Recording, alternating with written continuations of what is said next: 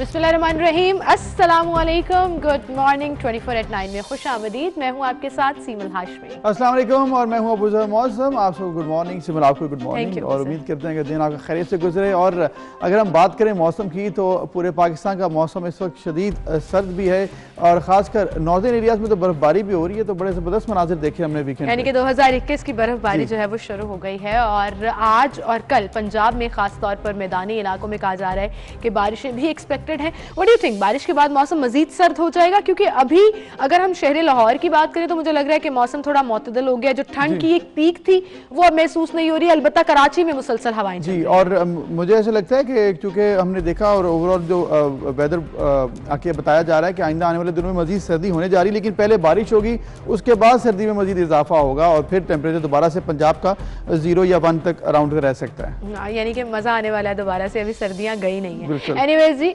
Political गर्मा गर्मी तो खूब जारी है। खास तौर पर कल जो पीडीएम की रैली हुई उसके बाद बहुत से बयानात, बहुत से इंटरव्यूज, बहुत सी चीजें चलती रही। प्रोग्राम में ये सब कुछ शामिल करेंगे, लेकिन फिलहाल हम चलते हैं टॉप स्टोरीज की तरफ।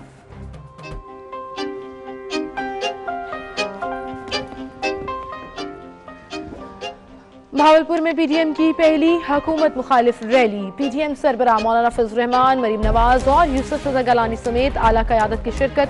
1 ईंट लगाए बगैर मुल्क के कर्जे दुगने कर दिए। पीडीएम का फॉरेन फंडिंग केस पर 19 जनवरी को इलेक्शन कमीशन के सामने मुजाहरे का ऐलान। मुस्लिम लीग नून की नायब सदर मरीम नवाज कहती हैं कि जिस दिन पीडीएम ने इस्तीफे दिए तो हुकूमत का काम तमाम हो जाएगा।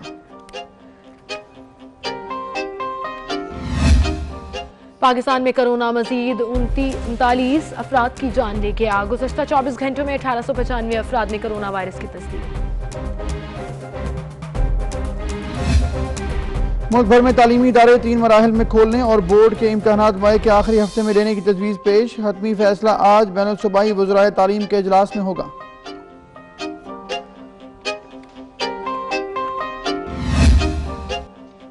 मुझ में इंसानी दुश्मनों ने 11 कारकुन शहीद कर दिए। दहशतगर्दों ने मजदूरों को पहाड़ पर ले जाकर गोलियों से निशाना बना दिया। वज़ीर आज़म की मुख्तानी की शदीद मज़म्मत। कातिलों की फौरी गिरफ्तारी का हुक्म।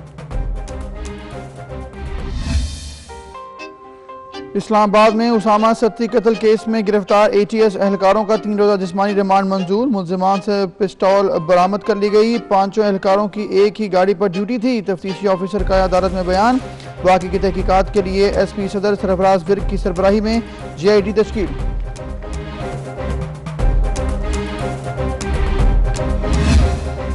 मुल्क भर में गैस फराहमी की बदतरीन सूरत हाल बरकरार। कराची में गैस की किल्लत से घरेलू और सनती सारिफीन परेशान। उधर अभी प्रोग्राम का बाकायदा आगाज़ करते हुए इंतहाई अफसोसनाक खबर जो कि ओवर द वीकेंड पूरे पाकिस्तान में ज़ेर बहस रही, सोशल मीडिया पर भी और हर जगह पर वज़ीर आज़म ने इस पर नोटिस दिया, लेकिन जो हुआ इंतहाई अफसोसनाक। वफाकी दार हुकूमत में इंसदाद दहशतगर्दी फोर्स के एहलकारों की फायरिंग से हलाक होने वाले नौजवान उसामा के केस की तफ्तीश के लिए अब मुश्तरका तहक़ीक़ात की GIT तश्कील भी दे दी गई है। बिल्कुल, एक वज़ीर आज़म की रियासत मदीना में एक माँ के साथ इतना जुल्म क्यों? क्या बीती होगी इस बच्चे की माँ के ऊपर जब उसे पता लगा होगा कि जो बेटा गाड़ी लेकर बाहर गया था कि कुछ ही देर में वापस आता हूँ, वो वापस नहीं आ सका और ATC एहलकारों की गफलत की नज़र हो गया और गोलियों से सीना इसका छलनी कर दिया और ये बच्चा इस दुनिया में नहीं रहा। लेकिन जब हमने बात की, जब देखा पूरा, तो आप यकीन करें कि कुछ ऐसी खबरें आ रही थी कि ये बच्चा एक्चुअली तहरीक इंसाफ का बहुत बड़ा सपोर्टर था और घर में इमरान खान साहब के गुन गाता रहता था और ये वो गाड़ी है जिस पर वो निकला। लेकिन ATC के एहलकारों ने जब इस पर फायरिंग खोल दी और आप ये निशान भी देख सकते हैं गाड़ी के ऊपर कि ये बच्चा जो है वो इस दुनिया में नहीं रहा। उसामा कत्ल केस में चीफ कमिश्नर ने GIT तो तश्कील दे दी, लेकिन ये GITs जब तश्कील दी जाती हैं कितना टाइम लगता है आपको भी पता है, क्या होता है फिर आपको भी पता है। फिलहाल अपडेट्स ये हैं कि GIT इंसदाद दहशतगर्दी एक्ट के सेक्शन 19 के तहत जो है इसको तश्कील दिया गया है और इसके सरबराह SP सदर सरफराज वर्क हैं। 7 मेंबर्स होंगे इसके। ISI, MI और IB का भी एक नुमाइंदा इस GIT में शामिल होगा। DSP रमना, DSP इन्वेस्टिगेशन और SHO रमना भी GIT का हिस्सा है। जी, और इसके साथ साथ ये भी कहा जा रहा है कि टीम जल्द से जल्द अपनी तहकीकात मुकम्मल करके रिपोर्ट पेश करने की हिदायत भी उसको की गई है। उसामा नदीम के कत्ल का वाक़या सेनेट की इंसानी हुकूक कमेटी में भी उठाने का फैसला किया गया है। कमेटी के चेयरमैन मुस्तफ़ा नवाज खोखर ने कहा है कि मोहलिक किस्म के हथियार आखिरी ऑप्शन होने चाहिए और ये मामला 6 जनवरी को होने वाले इजलास में उठाया भी जाएगा। इस्लामाबाद के सेक्टर G10 में ATS एहलकारों की फायरिंग से जब उसामा नामी तालिब इल्म को हलाक किया गया, उसकी FIR थाना रमना में ही दर्ज भी की गई है। और इस वाक़े में मुलविस 5 पुलिस एहलकारों को गिरफ्तार भी कर लिया गया है। एहलकारों ने 22 गोलियां फायर की थी और गाड़ी की फ्रंट स्क्रीन पर ये गोलियों के निशानात मौजूद हैं। मकतूल के वालिद की मुद्दत में ये मुकदमा जो है वो दर्ज कर लिया गया और FIR में 302 की दफात लगाई गई हैं। इस्लामाबाद पुलिस में जांबाक होने वाले नौजवान उसामा सती के खिलाफ 2 मुकदमात भी सामने लाई है। पुलिस के मुताबिक उसामा सती के खिलाफ 6 ग्राम मनशियात बरामद मुकदमा थाना रमना में दर्ज हुआ था। नौजवान के खिलाफ ये थाना सेक्रेटेरिएट में टेम्पर्ड गाड़ी इस्तेमाल करने का मुकदमा भी दर्ज हुआ था, लेकिन ये दोनों मुकदमात 2018 में दर्ज किए गए थे और किसी तौर जस्टिफाई नहीं करते जो इकदाम उठाया लेकिन गया। इसका ताल्लुक है भी नहीं, क्योंकि देखिए 2018 में अगर कोई मुकदमात हुए थे तो वो मामला भी पुलिस का है, वो मामला ATS का नहीं है, एंटी टेररिस्ट स्क्वाड का नहीं है। ये मामला कोई जाती रंजिश लगता है ऐसा, जैसे एंटी टेररिस्ट स्क्वाड ने टारगेट किया इस नौजवान को, इसको 2 दिन इसकी बाकायदा उन्होंने फील्डिंग की, ऐसे लग रहा है। क्योंकि ये काम अगर आपका पुलिस एहलकारों का काम है कि अगर आप मनशियात बरामद की हुई है या कोई और अगर आपके साथ मामला है, अगर आपके कातिल भी हैं, तो तब भी एंटी टेररिस्ट स्क्वाड का काम नहीं बनता कि वो जाकर इस तरह से कार्रवाइयां करे। खुलेआम साहिवाल के वाकयात और इस तरह से हमें जो पाकिस्तान में तारीख में हमने ऐसे वाकयात देखे हैं वो दोबारा से दोहराए जा रहे हैं। बिल्कुल, इस हवाले से हम बात करेंगे। हमारे साथ उसामा सती मरहूम के मामू नसीमुर रहमान और चाचू नौमान मौजूद हैं। उन्हें हम खुशामदीद कहेंगे और उनसे अफसोस करेंगे कि एक इंतहाई अफसोसनाक ये वाक़या जिसके लिए अल्फाज नहीं है बयान करने के लिए, और जो उन पर गुजर रही है, पूरी कौम अफसोस का इजहार कर रही थी, पूरी कौम साथ खड़ी है, लेकिन जिस पर बीतती है वही जानते हैं। अस्सलाम वालेकुम आप दोनों को। वालेकुम सलाम। इंतहाई अफसोसनाक वाकया पेश आया, कहिएगा कि आपके पास क्या, मतलब किस तरह से ये वाकया पेश आया, क्या FIR दर्ज कराई गई, पूरा मामला क्या है, बताइएगा। मामला इस तरह है कि हमें सुबह भाई ने फ़ोन करके बताया कि उसामा की डेथ हो गई है, उसको गोली लगी है। सही। तो बाकी मामला तो सारा मीडिया में आ चुका है, मीडिया को साथ। नसीम साहब, मुझे तो ये शक है कि ये ज़ाती रंजिश पे मारा गया है इसको। रात से मैं यही सोच रहा हूँ, हमारे घर की हालत अभी ठीक नहीं है, बच्चे हमारे ना सो सके हैं ना कुछ खा रहे हैं। आप मेरी सिस्टर की हालत देख नहीं सकते हैं, हमसे भी नहीं देखा जाता, हमसे कुछ भी, हमें अभी सही तरह से समझ भी नहीं आ रहा है कि मामला। बिल्कुल बिल्कुल, ये इंतहाई अफसोसनाक वाक़या है और तमाम कौम जो है वो अभी भी अफसरदा है और सोच रही है कि आखिर ऐसा हमारे रियासत मदीना के जो दावेदार हैं उधर क्यों हो रहा है, बार बार ऐसे क्यों होता है। आपने कहा कि आपको ऐसे लगा कि ये ज़ाती रंजिश है, हुआ क्या था, मतलब कोई ऐसे मामला चल रहे थे, कभी जिक्र किया उसामा ने ऐसा कि कुछ हो रहा है उसके साथ, कुछ मसाइल हैं उसके, क्योंकि इस हद तक जो बात गई। बताया अपने वालिद को एक दिन पहले कि मेरी पुलिस वालों से कोई तलख कलामी हुई है। उन्होंने इजी लिया कि ये तो रोज़ का मामूल है, रोड पे चलते हुए हो जाता है। लेकिन जब ये वाक़या हो चुका, फिर हमें शक, हमारा यकीन में बदल रहा है कि इसको मारा गया है और टारगेट करके मारा गया है। ऐसे 22 गोलियां कैसे फायर कर सकते हैं? एक बच्चा है, 22 साल का बच्चा, उसको 22 गोलियां। जी, ये सुबह का जो वाक़या है, जब मुझे 4:45 बजे आके पुलिस वालों ने जगाया, SHO कराची कंपनी फजल साहब ने मुझे सुबह 4:45 बजे आके जगाया और उन्होंने मुझे ये बताया कि भाई आपका जो भतीजा है वो शम्स कॉलोनी से निकला है और उसको पुलिस के मुताबिक बकौल उनकी जो बयानात हैं कि डकैती की जो है कॉल चली है कि इस तरह एक वाइट मेहरान में काले शीशों वाले के साथ जो गाड़ी थी वो निकली है। तो उसके बाद ताक़ुब किया गया गाड़ी का, तो अब उसमें मेहरान गाड़ी में और ऑल्टो गाड़ी में इन्होंने कोई फ़र्क नहीं समझा, एक बात। दूसरी बात ये कि इन्होंने ताक़ुब किया, फिर जो बकौल SHO थाना कराची कंपनी फजल साहब के उन्होंने कहा कि हमने गाड़ी को रोकने की कोशिश की, गाड़ी नहीं रुकी तो नाकाबंदी करवाई गई, दूसरी गाड़ियों को इतला दी गई। और H13 में और G10-4 में इतना फासला कि अगर आप चाहें भी तो कोई भी जितनी भी मतलब पावरफुल गाड़ी हो, ये 660 सीसी गाड़ी थी उसामा जो चला रहा था, और जो पुलिस की जो हाईफाई जो नई गाड़ियां हैं 2800 3000 सीसी जो गाड़ियां हैं वो इसको चेज करती हुई G10-4 तक लेके गए हैं इसको। ऐसा कैसे मुमकिन है? आप कोई भी जो है ना एक सेंसिबल बंदा इस चीज़ को समझ सकता है कि ऐसा कैसे मुमकिन है कि एक छोटी सी गाड़ी इन दो पुलिस की गाड़ियों को भगाती रही और वो जो है ना ये इसके पीछे भागते रहे। ये टोटल जो है ना, जैसे कि मेरे भाई नसीम ने कहा कि ये इसको एक टारगेट किया गया है। गाड़ी की जो सूरत हाल है, गाड़ी की आप सारे देख चुके हैं, मीडिया वाले, आप सारे भाइयों की मेहरबानी है कि आपने हमारी इस आवाज़ को हाईलाइट किया है, हमारे इस इशू को रेज़ किया है और हमें इंसाफ दिलाने की कोशिश की। जब 5 बजे उन्होंने बताया कि आपका बच्चा डकैती की वारदात करते हुए मारा गया है, उसके बाद जब पोस्टमार्टम रिपोर्ट हमारे हाथ में थमाई गई तो उसमें उसको दहशतगर्द करार दिया गया।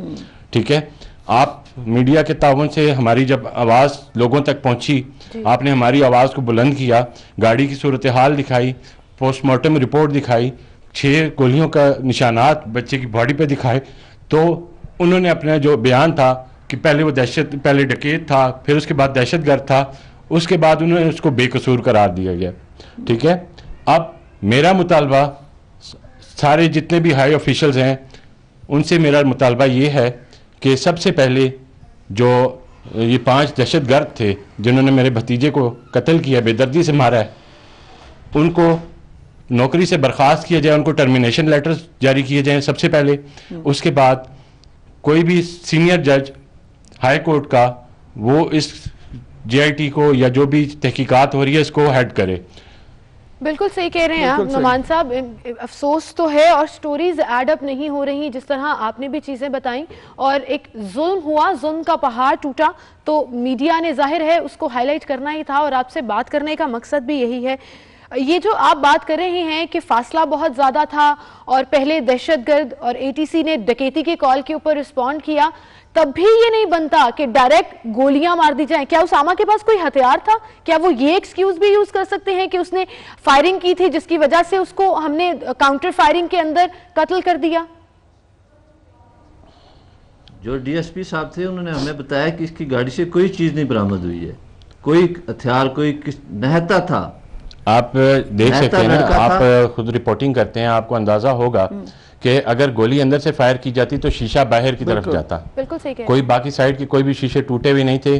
ठीक है, जितनी भी फायरिंग हुई है वो बाहर से हुई है, और जहां तक मेरा खदशा है कि इसको रोक के बाकायदा तसल्ली से सामने और साइड पे खड़े होकर इसको जो है ना। क्यों नुमान साहब, आप नसीम साहब ने भी कहा कोई जाती रंजिश है, क्या कुछ हुआ था? क्या पुलिस वालों के साथ कुछ झगड़ा चल रहा था? क्या वाकई में कोई इतनी बड़ी बात थी कि 22 गोलियां मार दी जाती इस नौजवान को? देखें, बात यही है कि ये तो फिर उसका जवाब जो पुलिस वाले हैं, वो जो 5 दरिंदे हैं वही दे सकते हैं ना। हमारा बेटा, उसने हमें बताया कि भाई पुलिस वालों ने नाके पे रोका, गाड़ी के शीशे काले थे, इसलिए वो इस बात पे उनकी जो है उन्होंने उसको रोका, और इससे अब जाहिर है वो एक जवान खून था। ठीक है, मैं ये नहीं कहता कि वो बहुत ही मतलब, लेकिन नौमान साहब जो भी झगड़ा हुआ हो मामूली नवीयत का पुलिस एहलकारों के साथ हो जाता है, लेकिन ये तो पुलिस एहलकार भी नहीं है, ये तो एंटी टेररिस्ट स्क्वाड है, ATS के ये रुकन थे और प्रॉपर इन्होंने ऐसे आप जिस तरह बता रहे हैं टारगेट किया फॉलो करके। आप ये बताएं कि जब उसामा घर से बाहर निकले हैं, अकेले थे, कोई साथ था, कोई दोस्त या कोई जानने वाला जिसको आखिरी बार बताया हो कि मैं किसी काम जा रहा हूँ, किस लिए जा रहा हूँ, ऐसी कोई बात हुई हो? एक दोस्त को ड्रॉप करने जा रहा था, एक दोस्त को उसने ड्रॉप किया है उसके घर पे, और वहां से वो वापस निकला है। दोस्त वो मौजूद है, वो गवाही दे सकता है जिसको इसने ड्रॉप किया। वहां से ये अकेला निकला है। अब वल्लाह इल्म हम तो थे नहीं उस टाइम पे, वो था और ये 5 पुलिस वाले थे। अब इनसे तफ्तीश की जाए, इनसे मामला पूछे जाएं कि क्या इन्होंने आखिर क्या दरिंदगी की वजह क्या है। हमारे इल्म में तो यही था कि सिर्फ तलख कलामी हुई है, यही हमारे इल्म है, इससे ऊपर कुछ भी नहीं है। मेरी सिर्फ चीफ जस्टिस साहब से अपील है कि आपको अल्लाह ताला ने इज्जत दी है, इज्जत बख्शी है, इस कुर्सी पे बिठाया है, हमें इंसाफ चाहिए। हम खड़े हैं, हमने हमारे से जो जितनी अल्लाह ने हमें जोर दिया हुआ है, हम खड़े रहेंगे, हम लड़ेंगे हक के लिए, इंसाफ के लिए हम लड़ेंगे इंशाल्लाह। हम भी आपके साथ हैं नसीम साहब, नुमान साहब, क्योंकि हम ये समझते हैं ये जो दुख आप जिससे गुजर रहे हैं ये पूरे पाकिस्तान का दुख है। साहिवाल के इंसिडेंट में हमने देखा रोड पर कैसे एक फैमिली को गोलियां मार दी और उसके बाद एंटी टेरर स्क्वाड फिर जो है वो निकल गया आराम से। ये गलती हो गई, गलती नहीं है हमारे बच्चे इस तरह मार देना सड़कों पर और उसके बाद कह देना गलती है, ये इसकी हम बिल्कुल इजाज़त नहीं देंगे इंशाल्लाह ताला। नसीम साहब आप कुछ कह रहे हैं? बिल्कुल, आप भी हमारे साथ खड़े हो। पूरे पाकिस्तान से मैं अपील करता हूं कि हमारे साथ खड़ा हो। हम आपके साथ खड़े हैं और बिल्कुल खड़े रहेंगे इंसाफ के हसूल तक। नुमान साहब, जैसे अभी आप जिक्र कर रहे थे पूरा ये इंसिडेंट जो आपने बताया, अब जो उसमें पेशरफ्त हुई है, JIT बना दी गई है और उसके ऊपर तहकीकात भी होंगी, क्या अब तक की कार्रवाइयों से आप मुतमईन हैं? बेटा तो वापस नहीं आ सकता, उसामा को तो वापस नहीं लाया जा सकता। जी बिल्कुल, बात ये है मोहतरमा, बात ये है कि हमारा बेटा हमें नहीं मिल सकता किसी सूरत भी, चाहे ये 5 दरिंदे लटक भी जाएं, हमारा बेटा हमें नहीं मिल सकता। लेकिन हमारा कॉज जो ये है, हमारी जो इंसाफ की तकद्दो इसलिए है कि आइंदा कोई उसामा, कोई किसी का बच्चा इस तरह सड़कों पे बेदर्दी से ना मारा जाए। कोई बाप, कोई भाई, कोई बहन, कोई माँ, कोई चचा, कोई मामू इस तरह जो है ना जिस तकलीफ में हम मौजूद हैं इस वक्त, उस तकलीफ का कोई भी जो है ना आगे इस तरह उसको सामना पेश ना करे आइंदा किसी किस्म का। बिल्कुल सही नुमान साहब, आपकी बात भी सही है कि ऐसे दोबारा ना हो और हमारी ये ख्वाहिश भी है। वालिदा साहिबा जो हैं उन्होंने कहा कि इंसाफ जो है जब मिलेगा देखी जाएगी, मैं देखूंगी किस तरह मिलता है। अगर इंसाफ देना है मुझे बताएं, मुझे पिस्तौल दें, मैं इनको गोलियां मारूं तो फिर पता लगे कि इंसाफ क्या होता है। क्या जज्बात हैं इस वक्त उनके, क्या चाहती हैं वालिदा? उनके बिल्कुल यही जज्बात हैं। देखें, बात यह है मोहतरम कि आप किसी को भी, एक ये मेरी बहन ही नहीं, किसी की माँ का बेटा जो है इस तरह बेदर्दी से मारा जाए तो उसके क्या जज्बात होते हैं आप खुद भी अंदाज़ा लगा सकते हैं कि माँ अपने बच्चे को गर्म और सर्द हर चीज़ से बचाती है। तो किसी को हक नहीं दे सकती कि वो अपने बच्चे को जो है इस तरह सड़क पे निहत्ता बगैर किसी वजह के 6 गोलियां उसके सीने में हो, 22 गोलियां उसकी गाड़ी पे फायर की गई हों और उसको बेदर्दी से मारा गया हो, उसका कोई कसूर ना हो, कोई उसकी जो है ना कोई क्रिमिनल बैकग्राउंड नहीं था, और कोई भी माँ इस तरह इजाज़त नहीं दे सकती क्योंकि हमारा इस्लाम और कोई भी कानून इस चीज़ की इजाज़त नहीं देता। मेरी जो बहन है उसके जज्बात बिल्कुल ऐसे ही हैं, और कोई भी अगर माँ हो कि उसके साथ ये दर्दनाक वाक़या हो तो वो उसके भी यही जज्बात हैं। लेकिन हमने एक कानूनी रास्ता अपनाया है। हाँ, आप सब भाई हमारे साथ हैं, मीडिया ने हमारी बहुत सपोर्ट किया है, हम उनके शुक्रगुजार हैं, ठीक है। और हमारी दरख्वास्त है मीडिया से, तमाम चैनल से, तमाम रिपोर्टर्स से कि वो आइंदा भी हमारे साथ इसी तरह ताउन करते रहें ताकि हम ये जो 5 दरिंदे हैं, 5 जो दहशतगर्द हैं जिन्होंने हमारे बच्चे को इस तरह दरिंदगी की भेंट चढ़ाया है, उसको उनका सज़ा करार वाकई सज़ा दी जाए और एक मिसाल कायम की जाए। और मेरी जनाब इमरान खान साहब, मोहतरम वज़ीर आज़म साहब से ये गुजारिश है कि आपने मदीना की रियासत का नारा लगाया, हमने मान लिया, लेकिन उसको बनाए, इस चीज़ को जो है प्रॉपरली इम्प्लीमेंट करें ताकि हम कह सकें कि हम वाकई मदीना की रियासत में ही रहते हैं, ना कि हम आपके हमारी तरह कोई और माँ, कोई बाप, कोई बहन, कोई भाई, कोई मामू। बिल्कुल सही कह रहे हैं आप नुमान साहब। नसीम साहब के इंसाफ होता हुआ नज़र भी आना चाहिए इस रियासत मदीना में। ऐसे तो हम खुद सड़कों पर महफूज नहीं है। हम यहाँ अब सोचें कि बाहर सड़क पर जाएं और कोई भी आकर एक गलत फहमी का शिकार करके आपको गोलियों से छन्नी कर दे तो पीछे रह जाने वालों, फैमिली वालों का क्या हाल होगा, उस माँ का क्या हाल होगा।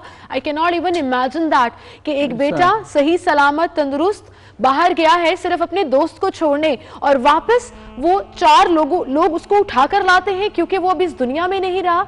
ये है रियासत मदीना, ये है यहाँ सड़कों पर तहफ़्फ़ुज़ जो लोगों को फराहम किया जा रहा है।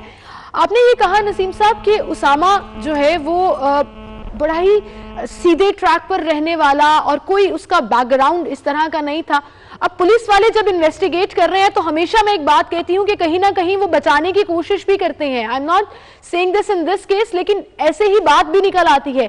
सो ये कहा गया कि उसामा के ऊपर 2018 में 2 मुकदमा दर्ज थे, एक इसी थाना रमना में और एक और थाने में मनशियात के हवाले से बात की जा रही थी, और फिर उसके अलावा एक गाड़ी, टेम्पर्ड गाड़ी इस्तेमाल करने की बात हो रही थी।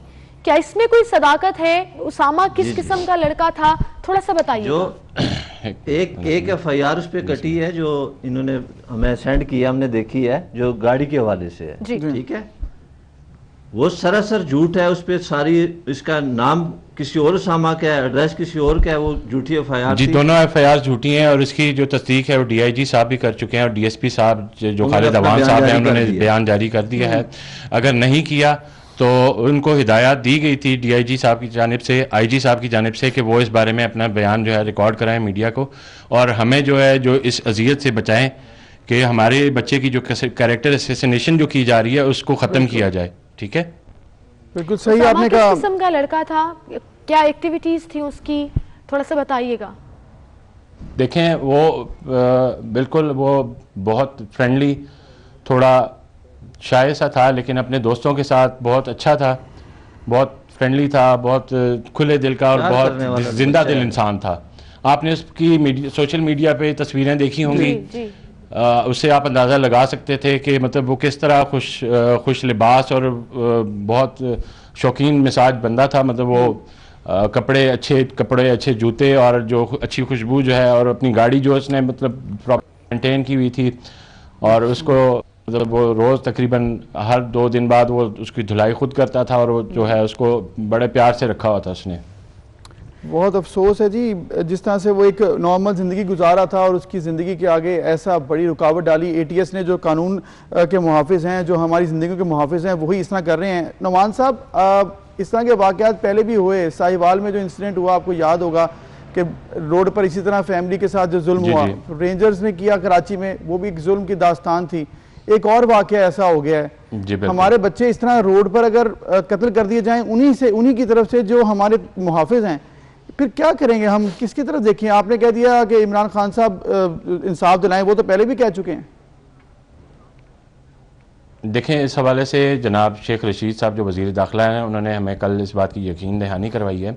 उसके अलावा जनाब जुल्फ़ी बुखारी साहब, शहरियार अफरीदी साहब और राजा खुरम नवाज साहब, और उसके अलावा कासिम सूरी साहब भी आए, और अली अवान साहब, असद उमर साहब, इन्होंने हमें इस बात की यकीन दहानी करवाई है और ये कहा है कि इस केस को टेस्ट केस और इसको एक मिसाल के तौर पर लिया जाएगा, ताकि कोई भी ATS का दरिंदा है, पुलिस का है, पंजाब पुलिस का है, मैं नहीं कहता कि कोई भी साथ तमाम पुलिस वाले एक जैसे हैं। हमारे साथ जो पुलिस वालों ने बड़े अच्छे तरीके से ताउन भी किया है, लेकिन जो काली भेड़े हैं उनको इस तरह से एक इबरत की मिसाल बनाया जाएगा। हमें उन्होंने ये इस बात की यकीन दहानी करवाई है कि इस केस को टेस्ट केस लिया जाएगा और इसको एक जो है ना एग्जाम्पलरी केस बना दिया जाएगा ऐसे दरिंदों के खिलाफ। बिल्कुल सही कह रहे हैं आप। नवान साहब, आपको एक बड़ा ज़ाती नौयत का सवाल करूंगी। आपका मुशाहिदा, मैंने देखा कि आप हर चीज़ को बड़ा क्लोजली ऑब्जर्व कर रहे हैं। व्हाट डू यू थिंक, क्यों हुआ ये, क्यों किया उन पुलिस एहलकारों ने? आपकी सोच क्या कहती है? क्या गलत फहमी का शिकार हो गया उसामा? क्या उनको नहीं पता लगा और गलती से ये हुआ, या जानबूझकर वाकई में उन्होंने कोई बदला निकाला, कोई चीज़ थी उनके जहन में जिसकी वजह से टारगेट किया उसामा को? देखें, बात यह है कि आप सारे इस चीज़ को देख चुके हैं कि गाड़ी की सूरत हाल के हवाले से भी मैं आपको फिर वही बात कहूँगा कि अगर तो वो नॉर्मल इंसान होते, ठीक है, अगर वो नॉर्मल उनकी कंडीशन होती, मेंटल कंडीशन जो है उनकी नॉर्मल होती, तो वो कम से कम 1 गोली मारते या 2 गोली मारते, उसको जो है ना उसके बाद उनका गुस्सा ठंडा हो जाता। ठीक है, मैं बार बार ये दरिंदे का लफ्ज़ इस्तेमाल कर रहा हूँ, इसीलिए कर रहा हूँ कि ये जो उन्होंने दरिंदगी जो है ना दिखाई है वो उसकी मिसाल है।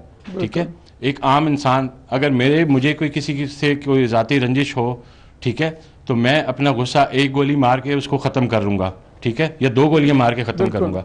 22 गोलियां, ये किसी कोई भी कानून या कोई भी बंदा इसको जस्टिफाई नहीं कर सकता, ठीक है। किसी भी केस में इससे पहले जितने भी वाकयात हुए उसमें इस तरह की जो दरिंदगी एक निहत्ते इंसान के साथ, और एक उनको मालूम था कि एक बच्चा जो है वो बैठा हुआ है गाड़ी में और जा रहा है, तो उसके साथ उन्होंने ये जो ज्यादती की और दरिंदगी की है, तो मैं उसको मैं नहीं कहता कि ये कोई गलतफहमी थी, शक नहीं है, और ये उनकी मेंटल कंडीशन थी या जो भी सूरत हाल है वो उसके हवाले से वो जवाब दे। बिल्कुल सही, बहुत शुक्रिया नसीमुर रहमान साहब, नोमान साहब, आप दोनों का। और हम कहते हैं कि आपको इंसाफ ज़रूर मिले और इंसाफ मिलना चाहिए भी, एग्जाम्पल बननी चाहिए ऐसे केसेस, ताकि आइंदा कभी फ्यूचर में जानबूझकर या गलती से ऐसे वाकयात पेश ना आए और फिर नजर आए कि रियासत मदीना में इंसाफ। बिल्कुल, और आप देखें कि उन्होंने कहा है कि 22 गोलियां मारी हैं, ये एक गोली आप गाड़ी के टायर पर मारते हैं, किसी को जख्मी करते हैं, अगर आप उसको पकड़ना है, आपने उसको मारने के लिए ही प्लान बनाया था, तभी आपने 22 गोलियां मारी, एक साथ सबने एक साथ अटैक कर दिया, मिलकर 22 गोलियां मारी हैं, अंधाधुंध फायरिंग की है, उसको 6 गोलियां लगी हैं, मतलब वो टारगेट करके आए थे कि हमने इसको मारना है। क्यों इतना इस हद तक गए, क्या वजह थी, उनके दिमाग में क्या चल रहा था, क्यों इस हद तक उन्होंने ये एक्शन लिया? ऑब्वियसली इसके ऊपर पूछनी चाहिए, कमेटी बैठनी चाहिए और इनको इंसाफ मिलना चाहिए, सिर्फ बातों की हद तक नहीं, प्रैक्टिकली भी। बिल्कुल, ये तो अब पता लगेगा कि वो टारगेटेड था, जानबूझकर था, या किस तरह से ये पूरा बैकग्राउंड पुलिस साइड का क्या है वो भी सामने आएगा ऑब्वियसली इन्वेस्टिगेशंस के अंदर। फिलहाल हमें चलना एक ब्रेक की तरफ, हमारे साथ रहिए।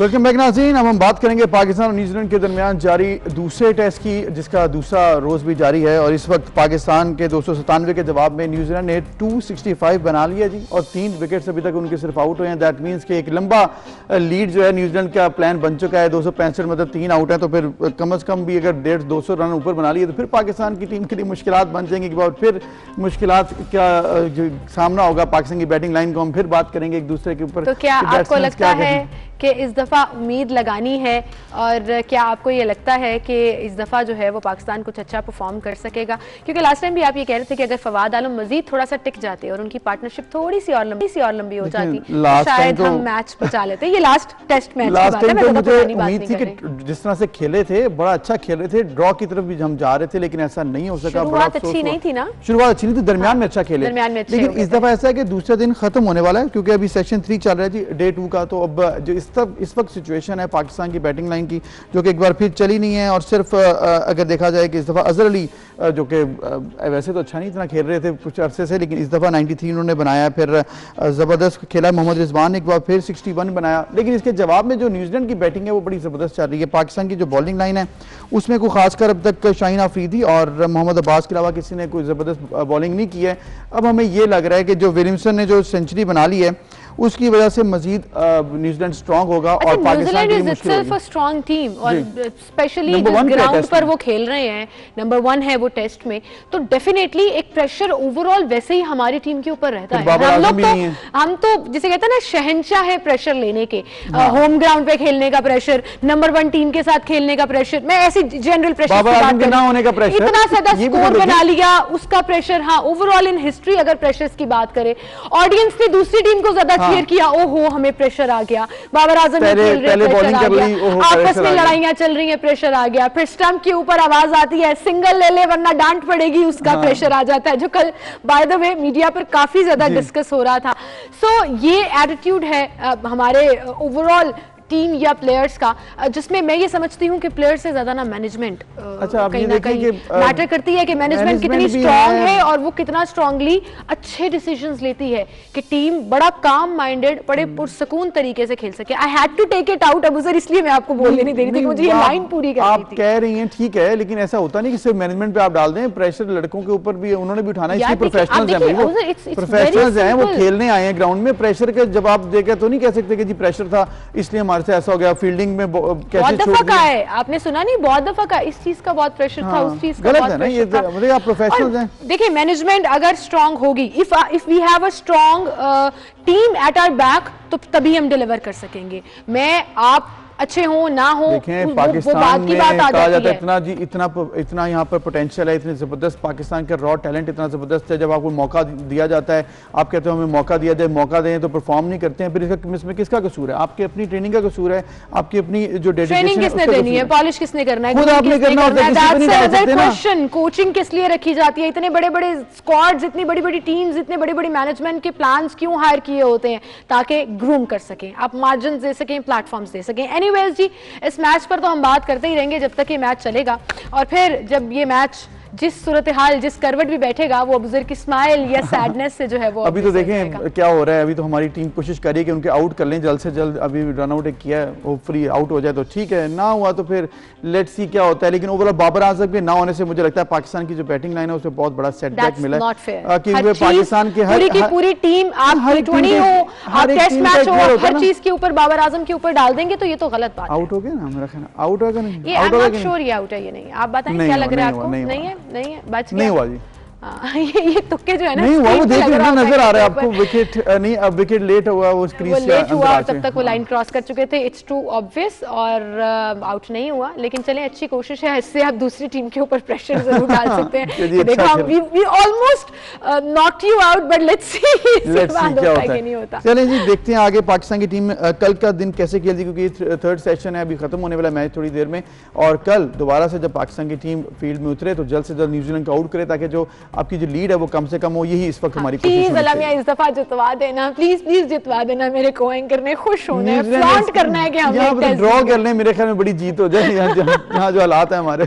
चलें जी, एनीवेज मूविंग ऑन, और ये पूरी सूरत हाल हम आपको दिखा रहे थे मैच के हवाले से, और इसके साथ साथ PSL मैच, PSL के लिए जी अभी ड्राफ्टिंग शुरू होने वाली है, और जल्द उसकी जब ड्राफ्टिंग शुरू हो जाएगी तो फिर इवेंट होना है, फिर प्लेयर्स के जो फाइनलाइजेशन होगी, प्लेयर्स की टीम्स जो हैं वो चेंज होने वाली हैं। PSL की बड़ी इंपॉर्टेंस है पाकिस्तान की क्रिकेट के लिए, क्योंकि पाकिस्तान में जिस तरह से क्रिकेट का रिवाइवल हो रहा है, और इंशाल्लाह तमाम मैचेस भी इस दफ़ा PSL के पाकिस्तान में ही होने हैं, तो इसकी वजह से पाकिस्तान को जो एक मोमेंटम बनेगा बेहतर क्रिकेट का, फिर इंशाल्लाह तब तक क्राउड्स भी आ जाएंगे, और जब क्रिकेट दोबारा से बहाल होगी तो फिर स्टेडियम में क्राउड भी होगा, तो दोबारा से इंशाल्लाह आ जाएंगे, तो ये एक बड़ी इंटरेस्टिंग चीज़ होगी इंशाल्लाह। हम इसलिए कह रहे हैं कि अल्लाह ताला हम सबको महफूज रखे, और जल्द अज जल्द हमारी जो एक्टिविटीज़ हैं, जो सेरेमनी वापस पहले की तरह से हो जाएं, ये दुआ है जो हर दिल से निकलती है। फिलहाल एक ब्रेक की तरफ चलते हैं, फिर हाजिर होंगे।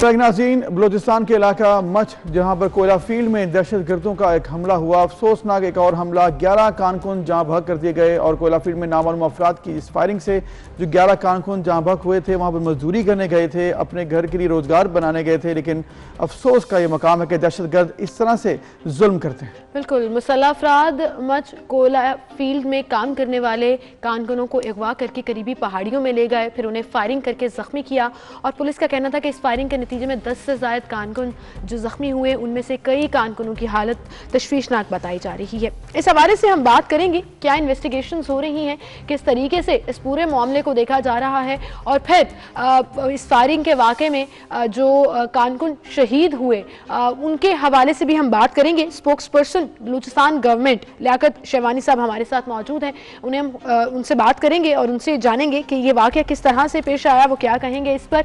अस्सलाम वालेकुम लियाकत शेरवानी साहब, बहुत शुक्रिया वक्त देने के लिए। कल एक अफसोसनाक वाक़या पेश आया जिसमें 11 मजदूरों को बेदर्दी से मार दिया गया, क्या कहेंगे इस पर आप? इस पे कहने को क्या रह जाता है। इंतहाई अफसोसनाक, कर्बनाक, अलमनाक, वहशतनाक, दर्दनाक एक वाक़या है कि 11 मजदूर, ऐसे मजदूर जो सबसे जो लोएस्ट इकोनॉमी है जिनकी, जो इंतहाई मजबूर लोग हैं, जो कानों में जाके कई 1 मीटर अंदर जाके मुशक्क़त के साथ मजदूरी करते हैं, अपने बच्चों के लिए 2 वक्त का रोटी कमाते हैं, ऐसे मजलूम मासूम बेगुनाह इंसानों को जो है कत्ल किया गया है। इस पे जितना अफसोस किया जाए कम है, और जितनी मजम्मत की जाए, बिल्कुल जितनी मजम्मत की जाए वो कम है। ये बताइएगा लियाकत साहब कि कौन हो सकता है इस दरिंदगी के पीछे? ये कहा जा रहा है कि भारत का हाथ हो सकता है, क्योंकि भारत पहले भी ऐसी कार्रवाइयां पाकिस्तान में करता रहा है। देखिए, भारत से पाकिस्तान की, बलूचिस्तान की खुशहाली कथन बर्दाश्त नहीं होती, और बलूचिस्तान में मौजूदा दौर हुकूमत में जो अमन बहाल किया है, बलूचिस्तान को जो तरक्की की शाहराह पे गामजन किया है, सीपैक के जो नए प्रोजेक्ट्स वहाँ पे लॉन्च हो रहे हैं, 600 अरब रुपए का बलूचिस्तान के जुनूबी अजला के लिए प्राइम मिनिस्टर साहब ने जो पैकेज अनाउंस किया है, जिससे इंशाल्लाह बड़ी खुशहाली आएगी बलूचिस्तान में। तो ये जो प्रोजेक्ट्स हैं, ये पैकेजेस हैं, ये खुशहाली जो इकॉनमी बलूचिस्तान की, पाकिस्तान की बेहतर होगी, रोज़गार के मौके पैदा होंगे।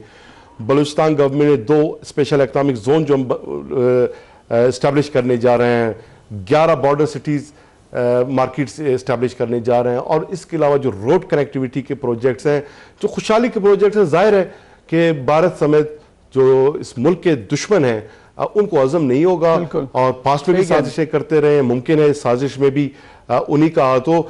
बहरहाल जो भी है, इन्वेस्टिगेशन जारी है, और जो भी इस जालिमाना वाक़े में जो भी अनासिर होंगे उनको हम इंसाफ के कटहरे में ज़रूर पहुँचाएंगे। और ये जो टेररिज्म के और टेररिस्ट के जो कदमों के निशानात हैं, जहाँ भी गए, पास्ट में तो यही देखने में आया कि 90% ऐसे वाक़यात में जो रॉ मुलविस रही है, और पाकिस्तान ने इसके एविडेंसेस भी सामने लाए हैं और दुनिया को हमने बताया है। तो अगर वो भी मुलविस होंगे, जो भी होंगे, इन्वेस्टिगेशन जारी, वो बिल्कुल बिल्कुल। लियाकत शहवानी साहब, आपने सही कहा कि इन तमाम चीज़ों को, तमाम बात को देखा भी जाएगा। ये बताइएगा, कातिलों को कब तक गिरफ्तार कर लिया जाएगा और अब तक क्या पेशरफ्त हुई है? देखिए, इस वाक़े के रिपोर्ट होने के साथ ही उस एरिया को कॉर्डन ऑफ किया गया और इन्वेस्टिगेशन का अमल जारी है, और इंटेलिजेंस जो भी ज़राए सामने आएंगे और जो भी इसमें मुलविस होंगे, कोई ऑर्गेनाइजेशन है या जो भी है, वो हम आपके साथ शेयर करेंगे। बिल्कुल, हम ये उम्मीद भी करते हैं कि जल्द उनको गिरफ्तार भी किया जाएगा, उनको सजा भी दी जाएगी। लियाकत साहब, ये बताइएगा, जो मजदूर इस वक्त अस्पतालों में ज़ेर इलाज हैं, जो जख्मी हुए थे, उनकी क्या सूरत हाल है, उनके हवाले से क्या अपडेट्स हैं? देखिए, उसमें जो लोग थे उन सबको बेचारों को जो है उसी वक्त जो है कत्ल कर दिया गया था। तो ऐसा कोई इसमें ज़ख्मी नहीं है। कोई ज़ख्मी अगर है और ज़ाहिर है हॉस्पिटल्स में उनको हम ट्रीटमेंट फराम कर रहे हैं। अल्लाह ताला उन्हें जल्द आप भी करे, ये हमारी दुआ है। लेकिन लियाकत शहवानी साहब, ये कहिएगा कि जाबहक और ज़ख्मी मजदूरों के लवाहिकीन के लिए क्या गवर्नमेंट कोई पैकेज अनाउंस कर रही है कि उनके लवाहिकीन और उनके ख़ानदान वालों की कुछ मदद की जा सके? देखिए, एक तो ये कि उनके लवाहिकीन के दर्द में हम सब, बलूचिस्तान गवर्नमेंट, बलूचिस्तान के अवाम, इस मुल्क के अवाम, उस दर्द में हम बराबर के शरीक हैं। हमें अफसोस है, हमारे दिल में दर्द है इन बेगुनाह मजलूमों के लिए। और जो लवाहिकीन हैं, उनके बच्चे हैं, पास्ट में भी जो इस तरह के वाक़यात सामने आते रहे हैं, बलूचिस्तान गवर्नमेंट ने कभी किसी को हमने तनहा नहीं छोड़ा, इस दफ़ा भी तनहा नहीं छोड़ेंगे, और मैक्सिमम इंशाल्लाह उनको हम असिस्ट करेंगे। बहुत शुक्रिया लियाकत शहवानी साहब, आप हमारे साथ मौजूद थे और आपने बताया कि जल्द इन कातिलों को गिरफ्तार भी किया जाएगा, इन दहशतगर्दों को गिरफ्तार भी किया जाएगा। इमरान खान साहब ने भी कहा है कि गैर इंसानी जो रवैया अपनाया गया है, इन लोगों को, इन दरिंदों को जल्द से जल्द इंशाल्लाह ताला हम गिरफ्तार करेंगे। बिल्कुल। इसी के साथ नाज़रीन, हम एक ब्रेक की तरफ चलते हैं, फिर हाजिर होंगे, हमारे साथ रहिए।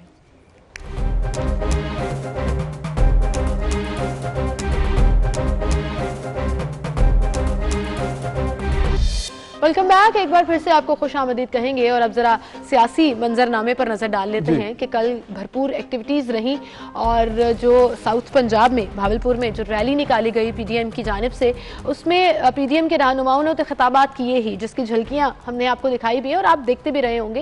लेकिन सोशल मीडिया पर इन तमाम बयानात की बड़ी धूम मची रही। कोई किसी तरह से खुश होता रहा, कोई किसी तरह से खुश होता रहा, मीम्स भी चलती रहीं, सीरियस बयानात भी आते रहे, हुकूमत की तरफ से भी रिएक्शंस आए, और आप समझते हैं अबूजर और देखते भी आए हैं कि जब जब जलसे होते हैं, जब जब रैलीज होती हैं पीडीएम की, तो हुकूमती रिएक्शन और रद्द-ए-अमल तो लाज़मी आता है। हुकूमती रिएक्शन तो आना है, और सख्त रिएक्शन भी आता है, जिस पर काफिले के सरबराह चौधरी शुजात भी कह चुके हैं कि सख्त रिएक्शन और बयानबाजी का वक्त नहीं है, अब डायलॉग का वक्त है, डायलॉग ही किया जाना चाहिए। लेकिन पीडीएम किससे डायलॉग करेगी ये अभी तक वाज़ेह नहीं है, क्योंकि उन्होंने कहा है कि अब हम इस्तीफे देंगे तो फिर हुकूमत का काम भी तमाम हो जाएगा। उन्होंने ये भी कह दिया कि हम अगर चाहें तो आज ही, मतलब जब वो भावलपुर में मौजूद थी तो उन्होंने कहा कि यहाँ से अगर इस्लामाबाद की तरफ हम समुंदर का रुख कर देंगे, जो अवामी समुंदर है, तो उन्होंने कहा कि वज़ीर आज़म को मुँह छुपाने की जगह भी नहीं मिलेगी। ऑब्वियसली वो ये कह रही थी। साथ मौलाना फजल रहमान साहब भी बड़े एक्टिव दिखाई दिए।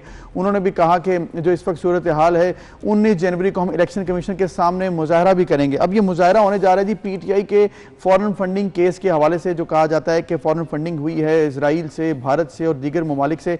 अब PTI के लिए किस कदर ये मुश्किल फैसला हो सकता है कि अगर ये इलेक्शन कमीशन में जाते हैं, या फिर अगर ये PDM इसको ही अब फोकस करती है तो फिर PTI के लिए कितनी मुश्किल हो सकती है? फॉरेन फंडिंग केस की गूंज तो बहुत पहले से सुनाई दे रही है, लेकिन अब वो PDM के जलसों और रैलियों में भी सुनाई दी जाने लगी। फिर इसके साथ साथ उन्होंने कश्मीर की बात भी की। मौलाना फजल रहमान ने कहा कि कश्मीर को 3 हिस्सों में तकसीम करने का जो फॉर्मूला इमरान खान ने पेश किया, उसमें मोदी कामयाब हो गया, और मोदी कामयाब हुआ तो कश्मीर का मसला जो है वो हल हो गया इस तरह से कि कश्मीर भारत की तरफ चला गया और हम सिर्फ मुंह देखते रह गए। जबकि साबिक वज़ीर आज़म यूसुफ रज़ा गिलानी भी इस रैली में मौजूद, और भावलपुर की आवाम से उन्होंने जब खिताब किया तो उन्होंने कहा कि हमारी आवाम का मसला सिर्फ अलग सूबा था, सेक्टेरिएट बनाकर जो बटरिंग की गई है उससे कुछ नहीं होने वाला। अब आप देखिए कि ये पूरा जो सिलसिला शुरू हुआ PDM का, और जो डेट तय की जानी है लॉन्ग मार्च की, और इस्तीफों की बात भी की जा रही है, लेकिन उससे पहले जो एक टाइम गैप था जिसको बहुत से जर्नलिस्ट, बहुत से एनालिस्ट डिस्कस कर रहे थे कि क्यों इतना डिलेइंग टाइम दिया गया, उसको कवर अप करने के लिए ये रैली शुरू की गई। और कल एक भरपूर जो है वो रैली की गई, लोग बड़ी तादाद में मौजूद थे, लेकिन कुछ चैनल्स कुछ जगहों पर और खास तौर पर गवर्नमेंट तर्जुमान और वज़रा कह रहे थे कि इतनी बड़ी तादाद नहीं थी लोगों की, कोई इतना बड़ा मजमा नहीं था ये। इस पर हम बात करेंगे कि एक्चुअल ग्राउंड रियलिटी है क्या थी। हमारे साथ हम मौजूद हैं ब्यूरो चीफ और एडिटर रूही जमशेद रिजवानी साहब, उन्हें हम खुशामदीद कहेंगे। अस्सलाम वालेकुम जमशेद साहब। अस्सलाम वालेकुम सीमल और अबूज़र। बड़ा भरपूर पावर शो हुआ जमशेद साहब कल, और बड़े बड़े सख्त बयानात भी आए, हुकूमत मुखालिफ, हुकूमत पर तनकीद। कैसा देखा आपने इस पूरी रैली को?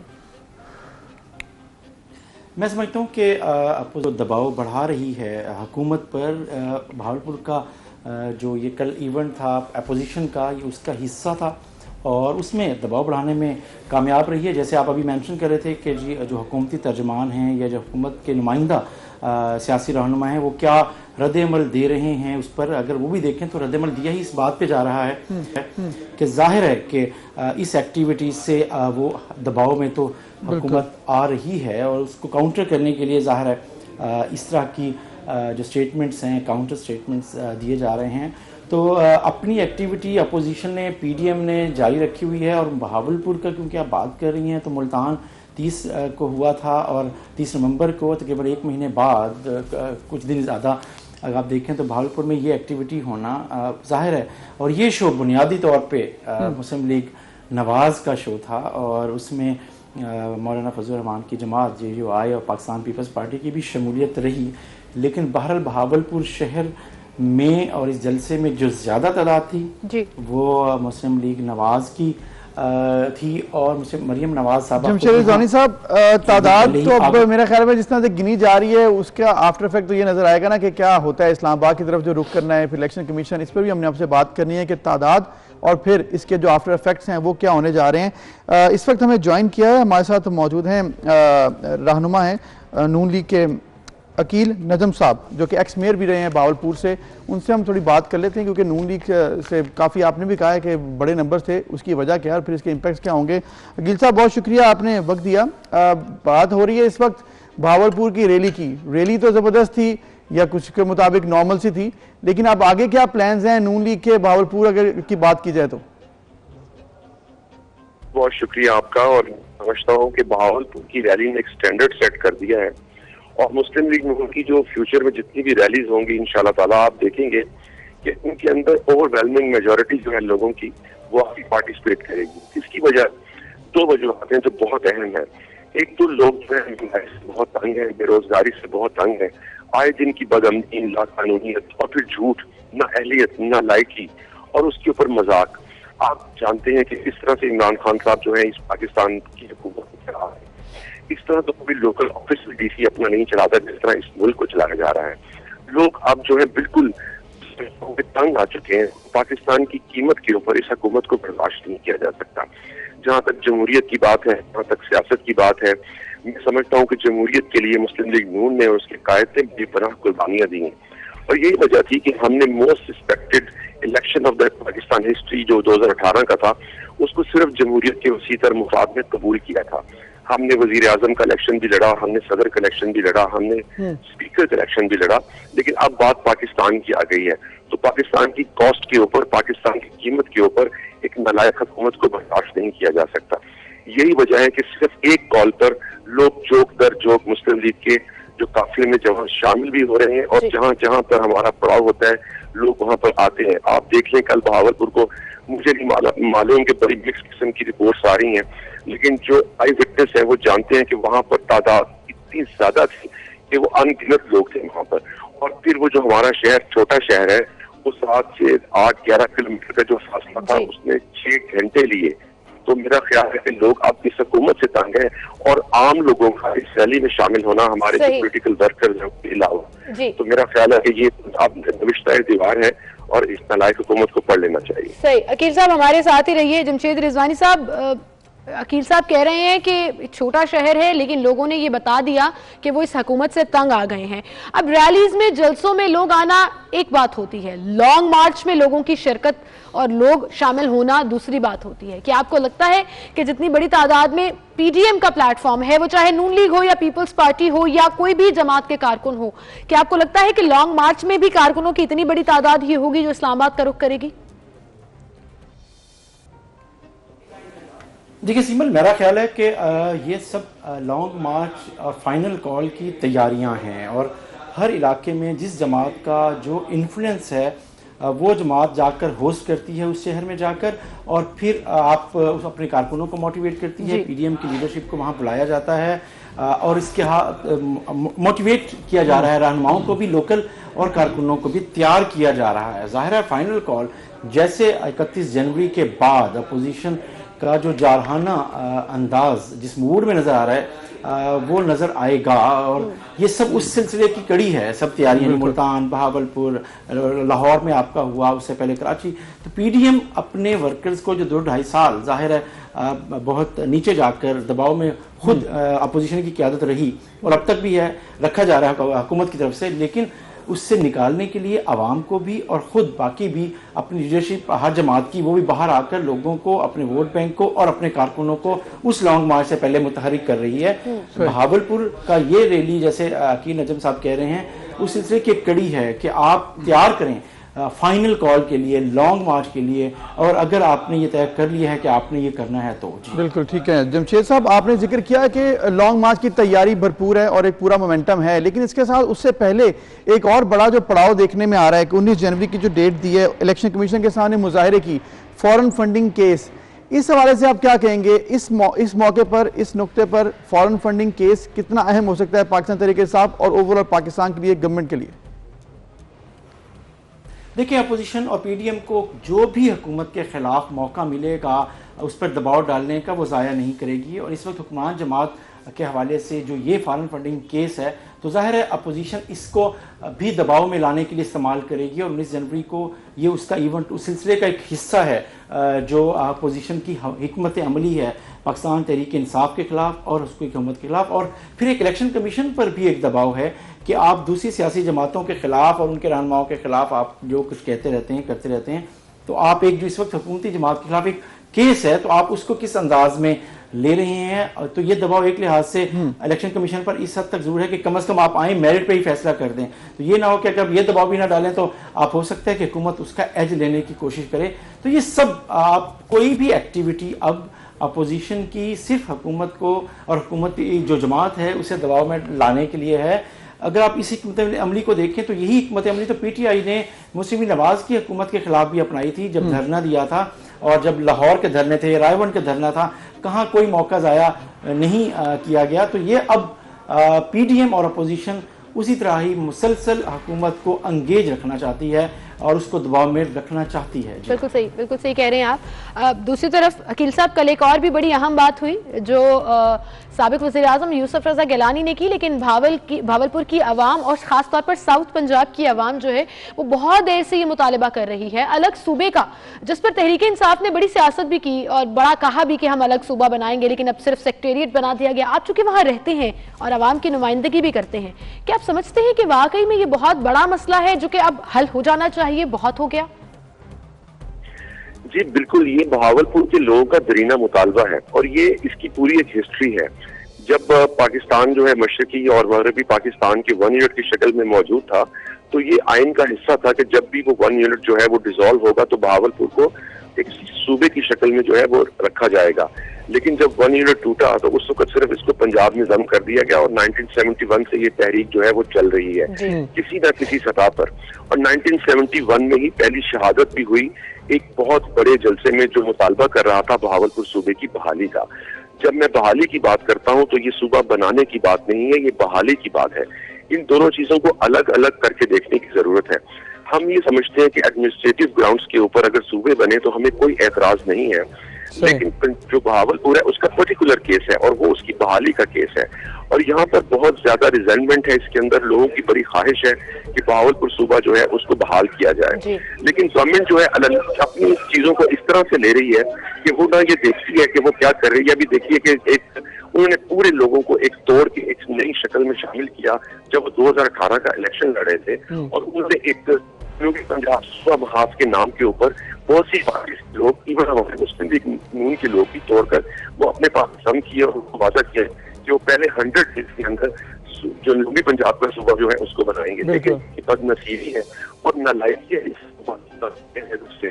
कि वो आज तक ये तय नहीं कर सकी कि वो सूबा बनाएंगे कि नहीं बनाएंगे। अब एक सूबा के नाम के ऊपर लोगों को धोखा देने के लिए एक सेक्रेटेरिएट बनाया जा रहा है और वही तमाम बोर्ड सेक्रेटेरिएट के जनूबी पंजाब को धोखा देने के लिए कभी एक डेरा गाजी खान में भी लगा हुआ, एक बहावलपुर में भी, एक मुल्तान में भी। लेकिन अकील साहब ये मामला इतना आसान तो है नहीं कि धोखा दिया गया, क्योंकि रिप्रेजेंटेशन है, पंजाब की हुकूमत अलग से इस पर बात करती है, फेडरल हुकूमत अलग से इस पर राय रखती है।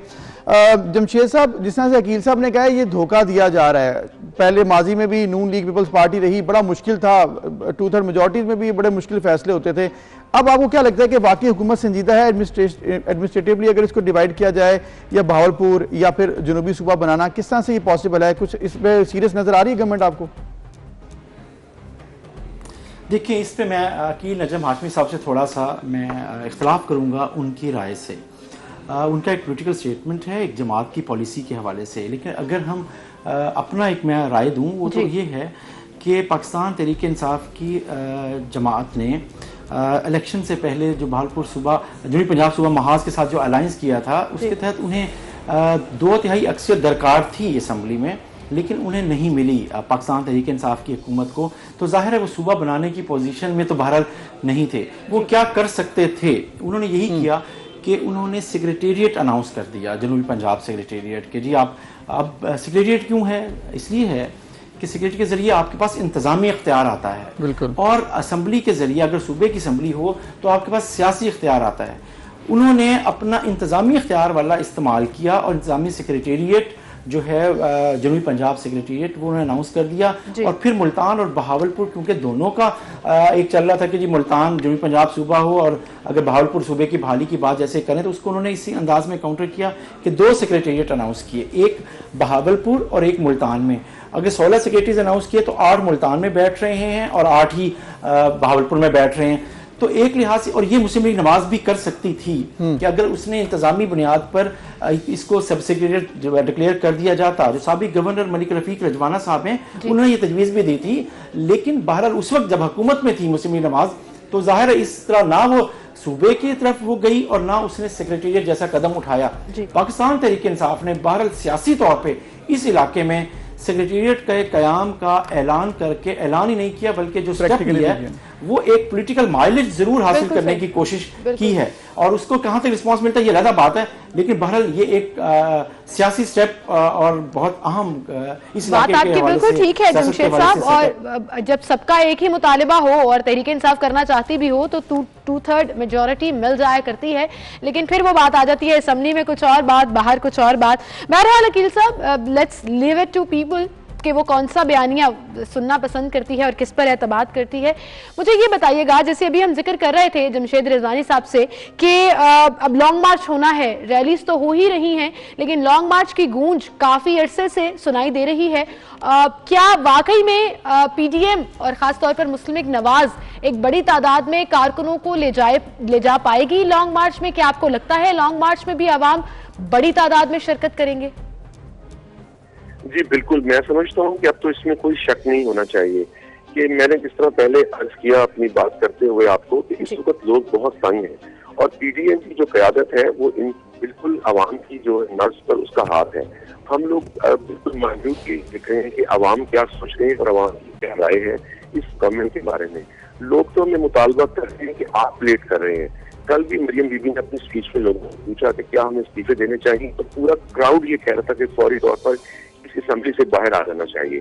जब मरियम बीबी ने ये पूछा जब हम लॉन्ग मार्च से कॉल देंगे तो आप चाहेंगे, कोई एक ऐसा हाथ नहीं था जो नहीं खड़ा हुआ। तो ये लोगों का जो रेस्पॉन्स है ये बता रहा है कि वो कितने तंग है।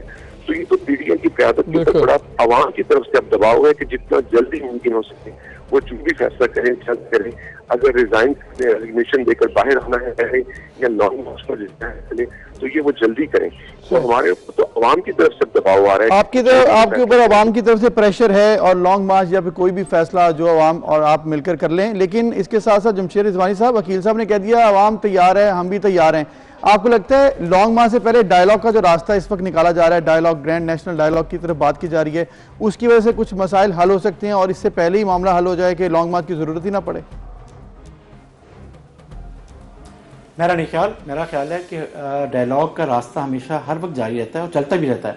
लेकिन जो इस वक्त पीडीएम की क़यादत है वो जिस अंदाज में जो उनके खिताबात हैं और मूड है वो डायलॉग की तरफ जो मिनिमम है कि हुकूमत चली जाए, इमरान खान साहब इस्तीफ़ा दे दें, और क्या ऐसा मुमकिन है? ऐसा नहीं है। तो जाहिर है कि ये मज़ाकरात इससे कम पर तो होंगे नहीं। तो ये कैसे आप समझते हैं कि जी मज़ाकरात की बात है और लोग चल भी रहे होंगे? मेरा नहीं ख्याल। अपोजिशन एक लाहे अमल बना चुकी है, उस पर चल रही है। उसके तहत वज़ीर आज़म के इस्तीफे से कम पर उन्होंने मानना नहीं है और हुकूमत जाहिर है पीटीआई की जो जमात है उसके तादी जमातें इस वक्त इमरान खान साहब को वज़ीर आज़म को हटने नहीं देंगे, तो उनकी पूरी कोशिश है। तो ये एक चलती रहेगी। ये डायलॉग भी एक बात ज़रूर है, लेकिन मैं नहीं समझता कि डायलॉग अमली सूरत में पीडीएम की शराइत पे हुकूमत मंजूर कर लेगी। सही कह रहे हैं आप जमशेद साहब। लेकिन अब जरा थोड़ी सी लाइटर नोट पर भी बात कर लेते हैं। एक नया ट्रेंड भी शुरू हो गया, जहां सोशल मीडिया पर सब बात करते हैं वहां पर फोटोशॉप का एक नया ट्रेंड शुरू हो गया और कल मुख्तलिफ तस्वीर मुख्तलिफ हुकूमती तर्जुमान जो है वो शेयर कर रहे थे। इवन डॉक्टर शहबाज गिल ने भी शेयर की जिसमें एक जलसा दिखाया और आगे मरियम बीबी की तस्वीर फोटोशॉप थी और उन्होंने कहा कि ये नून लीग वाले जो है वो वायरल कर रहे हैं, ये कर रहे हैं, वो कर रहे हैं। सो ये फोटोशॉप का जो ट्रेंड है ना अबूजर, ये बड़ा इंटरेस्टिंग भी है कि पता लग जाता है कहाँ कॉपी पेस्टिंग की है क्राउड को। अब क्राउड ज्यादा दिखाना पावर शो की अलामत भी होता है। तो एक अंदाजे के मुताबिक आप क्या कहेंगे, कल कितनी बड़ी तादाद में लोग थे?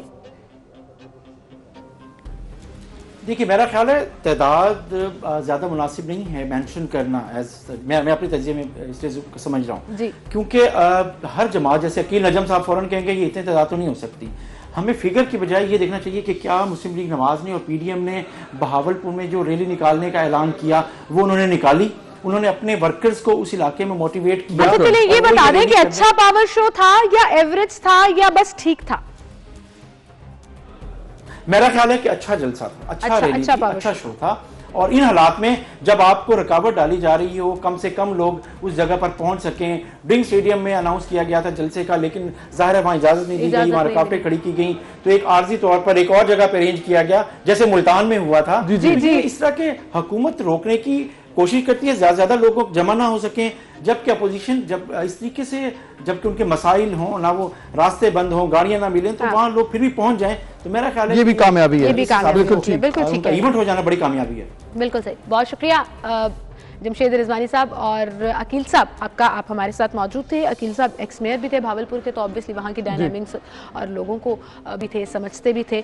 सो एक अच्छा पावर शो तो था, लेकिन मेरा सवाल फिर भी वहीं पर है और जो मैं पूछती रहूंगी जब तक लॉन्ग मार्च नहीं होगा कि क्या इतनी बड़ी तादाद में लोग निकलेंगे उस लॉन्ग मार्च के लिए, धरने के लिए, प्रोटेस्ट के लिए। लेट्स सी क्या होता है। अभी 31 जनवरी और उसके बाद की डेट और फिर लॉन्ग मार्च की डेट में अभी वक्त है, शायद कुछ उससे पहले मामला हल हो जाए है या नहीं, पहले मुझे ये बता दें डेट क्या होता है। है? अभी वो डेट भी कंफर्म नहीं है, फिर जब ये फिगर्स की बात तो बाद में होगी। लेकिन ये तमाम मामला है, इसको डिस्कशन भी होती रहेगी, इस पर बात भी होती रहेगी। लेकिन हमें एक ब्रेक लेनी है, फिर मिलते हैं।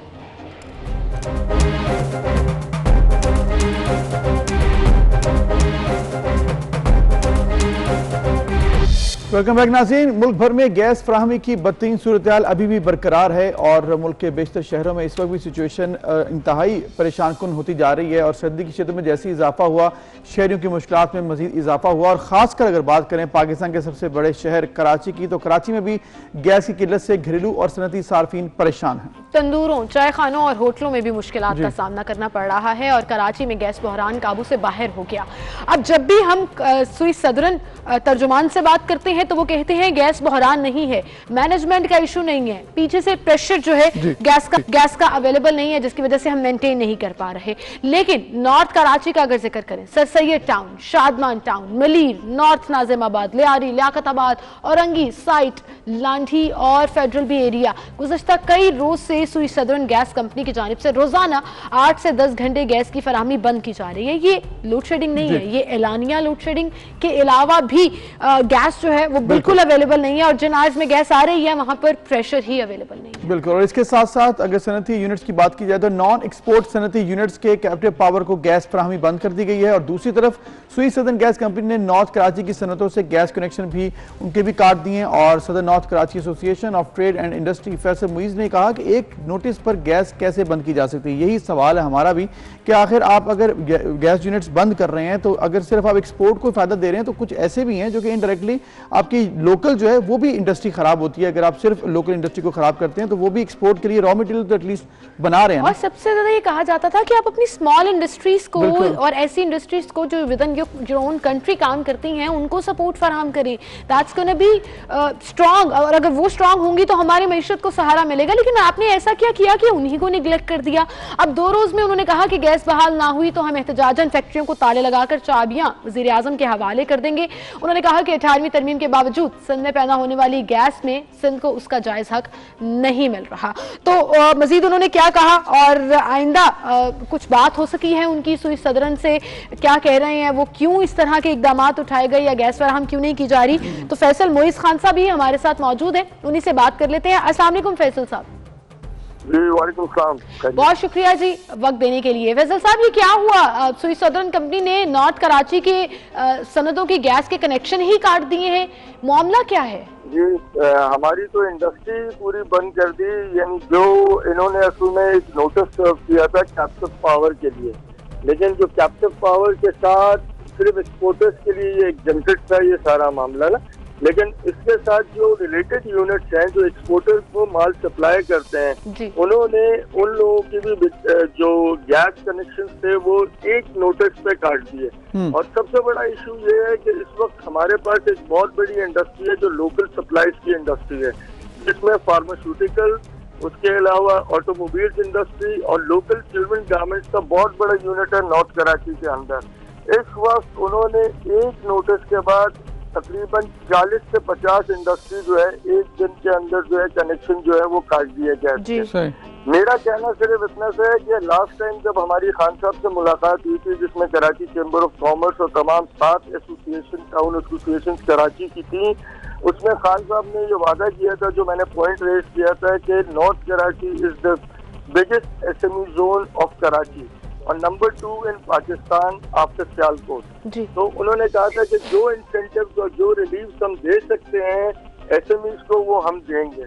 लेकिन जिस तरह का माहौल एसएसडीसी ने क्रिएट किया है और जिस तरह इंडस्ट्री और माशियत का पहिया रुका है, इस वक्त हम इंडस्ट्रियलिस्ट सरापा एहतजाज हैं। हमने वजीर आजम साहब से अपील की है कि किसी तरह भी आप इस मसले को हल करें वरना इंडस्ट्री बंद। बिल्कुल, आपने कहा है कि मसले को हल करें, लेकिन फैसल साहब मसले का हल तो अभी हमें नजर आने वाले दिन में नजर नहीं आ रहा। 31 जनवरी तक गैस फराहमी बंद रहेगी, ये तर्जुमान ने भी कह दिया है।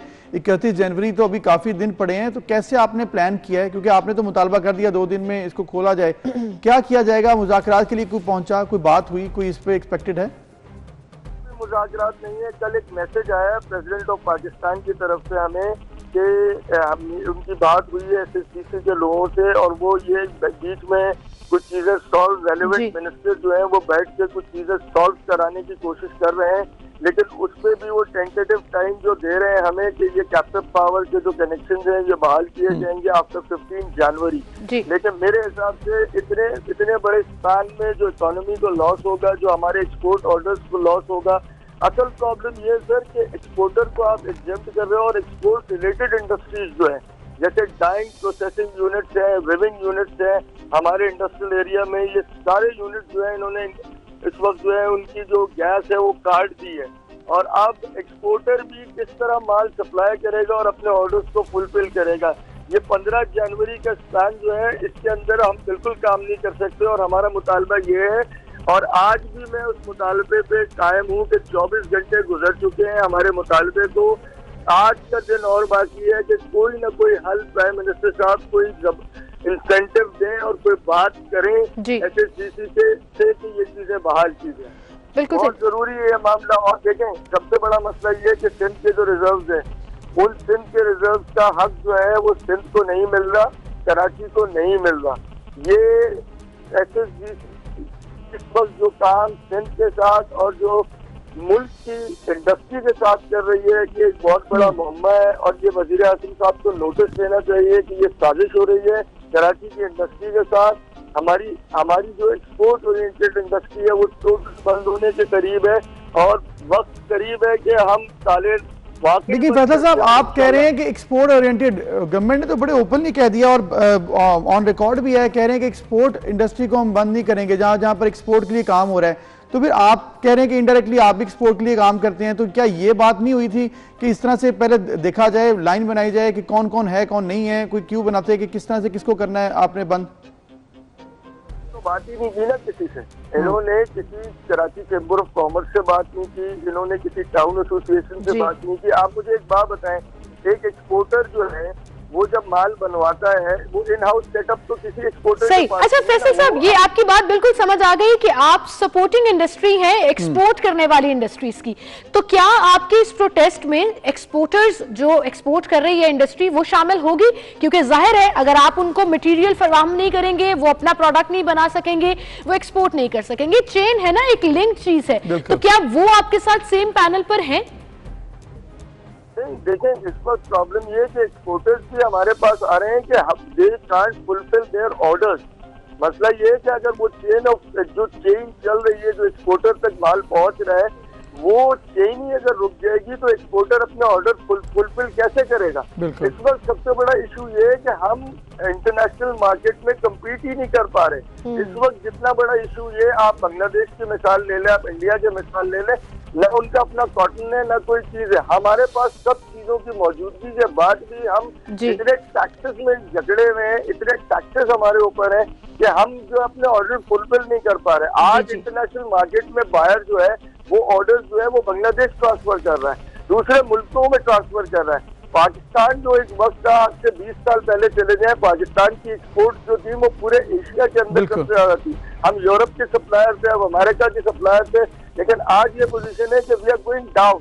तो ये चीजें अगर आज हुकूमत ने टेकअप नहीं की, हमें कई टैक्सेस में जो है वो रिलीफ नहीं दिया, तो ये चीजें और यूटिलिटीज की सप्लाई प्रॉपर नहीं हुई तो हम बहुत पीछे चले जाएंगे, बहुत पीछे चले जाएंगे। और वो इंडस्ट्री जिसका दावा किया जाता है कि हमारे लिए मईशत में बड़ा इंपॉर्टेंट रोल प्ले करेगी और गवर्नमेंट उसके लिए इकदाम कर रही है, वो इंडस्ट्री बहुत पीछे रहे और फिर गवर्नमेंट को जो सपोर्ट चाहिए मईशत को स्टेबल करने के लिए वो नहीं मिल पाएगी। तो बहुत शुक्रिया आपका फैसल मोहित खान साहब, आप हमारे साथ मौजूद हैं। उम्मीद करते हैं गवर्नमेंट इस तमाम सिचुएशन को जल्द से जल्द हल करे क्योंकि ये मामला है पाकिस्तान की इंडस्ट्री का, पाकिस्तान की इकॉनमी का। एक ब्रेक लेते हैं फिर मिलते हैं।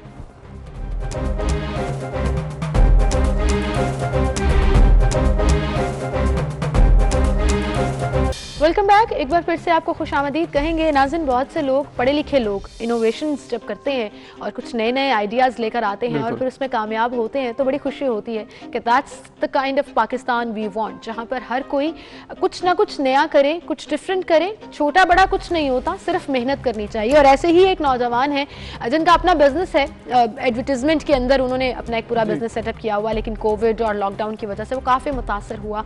सो he thought of a new project, new idea कि एक रिक्शा उन्होंने चाय वाला रिक्शा मुतारिफ कराया। कराची सड़कों पर ये एक mini restaurant, mini dhaba in itself, mobile restaurant है जिसके अंदर चाय मिलती है। बड़ा ज़बरदस्त आइडिया जी। और इन दिनों में जब आपके हालात ख़राब हों, जब कोरोना की वजह से इकॉनमी डिस्टर्ब हो, तो फिर इम्प्रोवाइज़ करना चाहिए। इम्प्रोवाइज़ करने के बहुत से तरीके होते हैं। आपने हार नहीं माननी होती है और आपने नए नए आइडियाज़ लेकर आना था ताकि लोगों को भी सपोर्ट मिले। और फिर ये सिर्फ अपनी हद तक नहीं, ये लोगों को एम्प्लॉय रख रहे हैं, लोगों को मदद फराहम कर रहे हैं और इस आइडिया की वजह से बहुत से मज़ीद भी नौकरियाँ भी आ सकती हैं। और इस वजह से जब ये आइडिया चलेगा तो बहुत से लोग भी इसमें आकर इसको प्रॉपर एक तरीके से बिजनेस बना सकते हैं। जिस तरह से आप देख भी रहे हैं कि किस तरह लोगों की बड़ी तादाद इससे फ़ायदा उठा रही है, चाय भी पीती है और अपना वक्त भी गुजारती है और थोड़ा सा इनको सपोर्ट भी मिलती है। तो बड़ा ज़बरदस्त आइडिया जी। लेकिन इस आइडिया के पीछे जो माइंड है, जो जहन है, वो है अब्दुल गनी साहब का, जो कि चाय वाला के नाम से अब इस वक्त मशहूर हो रहे हैं। सोशल मीडिया पर भी इनकी बात हो रही है, तो उनसे हम आपकी बात भी कराते हैं और उनसे हम पूछेंगे कि ये उनको आइडिया कैसे आया। अस्सलाम वालेकुम अब्दुल गनी साहब। वालेकुम सलाम। Thank you so much join in करने के लिए। कैसे आइडिया आया आपको कि एक रिक्शे को आपने चेंज करना है और खूबसूरत बनाना है और फिर उसमें मज़ेदार सी चाय जो है वो सर्व करनी है और लोग उसको रिस्पॉन्ड करेंगे, जो कि कर भी रहे हैं। अच्छी बात है। एक्चुअली मेरे काफी मतलब आइडियाज आते रहते हैं और मेरा खुद एक बहुत ज्यादा दिल चाहता था कि मैं कुछ लोगों के लिए करूं। तो कोविड बहुत बड़ा रीजन बन गया इस वजह से और अनएम्प्लॉयमेंट होने लगी। तो मेरे वर्कर्स से उन्होंने मुझसे कहा सर हमारे लिए ऐसा कुछ कर दें ताकि हम अपना रोजगार चला सकें। तो ये रिक्शे मेरे पास लोडिंग के पर्पस के लिए मैंने पहले से खरीद के रखे हुए थे। तो जस्ट मेरे दिमाग में आइडिया है कि यार इसको क्या कर सकते हैं जो कि पूरे कराची में ज्यादा फेमस भी हो जाए और चल भी जल्दी जाए। तो कराची में और पूरे पाकिस्तान में बल्कि चाय लवर्स बहुत ज्यादा हैं। बिल्कुल। और चाय पी भी जाती है, तो इस वजह से मैंने सोचा कि इस पे कुछ चाय का करते हैं कारोबार ना। तो मैंने इसको डिजाइन किया ट्रक आर्ट पे एंड इसको देन अपने खुद ही अपने दिमाग यूज करते हुए इसको डिजाइन करते हुए इस पे पूरा होटल खोल दिया और पूरा चाय। अब्दुल गनी साहब, वाकई हम भी देख रहे हैं बड़ा जबरदस्त आइडिया है और जो ट्रक आर्ट आपने किया वो पाकिस्तान का वैसे ही बड़ा फेमस है। तो ये बताएं कि इसमें जो आइडिया आपको आया था तो कितने रिक्शे हैं अभी आपने जो कि ऑपरेट कर रहे हैं, कहाँ पर कर रहे हैं, किस तरह ऑपरेशनल इसका तरीकाकार क्या है, एक ही जगह पर होता है या फिर इसके मुख्तलिफ जगह स्पॉट्स हैं, कैसे किया इसको सब आपने मैनेज? एक्चुअली पहले बहुत ज्यादा डिफिकल्टीज आई हमें। पहले हम हैदराबाद पे लगाते थे, 1 मंथ उधर यूज लगाया बट उधर रिस्पॉन्स अच्छा नहीं आया हमें, पीपल अवेयर नहीं हुए। तो उसके बाद हमने ये मेन तारिक रोड पे रहमानिया मस्जिद है एडजस्टन उधर लगाया। तो उधर बहुत अच्छा रिस्पॉन्स आया। अभी फैमिलीज का बहुत अच्छा रिस्पॉन्स आ रहा है वहाँ पे।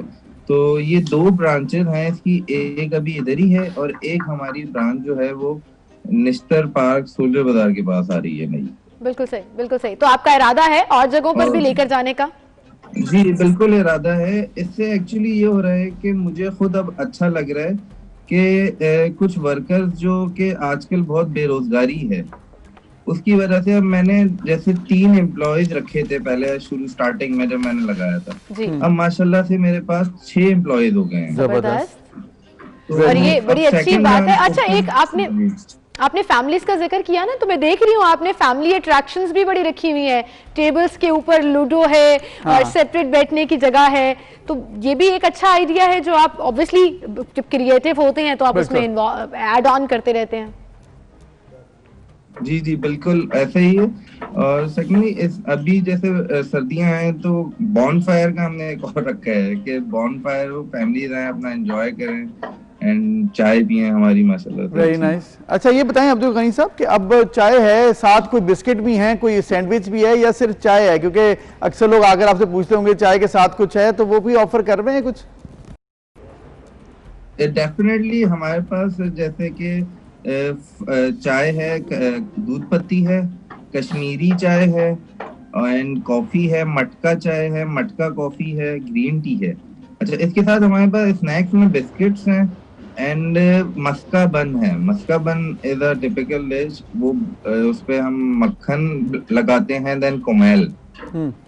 तो वो एक बहुत अच्छी चीज जो कि फैमिलीज को बहुत ज्यादा पसंद आई है, वो इसकी डिमांड्स काफी हैं। अच्छा जबरदस्त हो गया जी, ये तो आपका माशाल्लाह चल भी रहा है। अब मुझे ये बताइएगा कि जो लोग ये इंटरव्यू देख रहे हैं, जो हमारा मेन मकसद भी होता है इस तरह के सेगमेंट्स करने का कि कुछ आपसे आइडियाज लेकर रेप्लिकेट कर सकते हैं उस आइडिया को, जो लोग मायूस हो रहे हैं या अपनी ज़िंदगी से वो मोटिवेशन छोड़ देते हैं कि कोविड की वजह से उनकी जॉब चली गई या खुदा न खास्ता हालात ख़राब हुए और वो नया कुछ करना चाहते हैं।